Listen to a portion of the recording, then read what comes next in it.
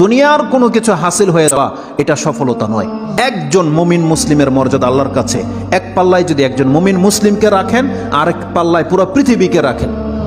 কেউ যদি পুরো পৃথিবীকে ধ্বংস করে দেয়, এটা আল্লাহর কাছে অত বড় অপরাধ নয়। একজন মুমিনকে যদি কেউ হত্যা করে, এটা যত বড় অপরাধ।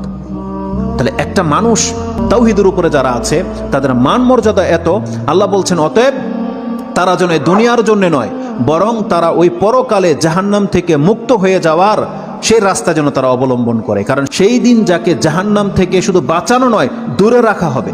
ওয়াউদখিলাল জান্নাহ, আর যাকে জান্নাতে প্রবেশ করিয়ে দেওয়া হবে, আল্লাহ বলছেন ফাকাদে ফাজ, এই হলো সফল কাম। কারণ জান্নাত এমন একটা জায়গা, এটা হচ্ছে চির সুখের জায়গা। একবার শুধু কোনো ব্যক্তিকে জান্নাতে ঢুকিয়ে দিলে জীবনের যত পেরেশানি আছে সব দূর হয়ে যাবে, সব দূর হয়ে যাবে। তাহলে পরকালের ব্যাপারটা হচ্ছে এমন। আল্লাহ বলতেছেন সেই দিন যাকে জান্নাতে ঢুকিয়ে দেওয়া হবে, আল্লাহ বলছেন এই ব্যক্তি হচ্ছে সফল কাম।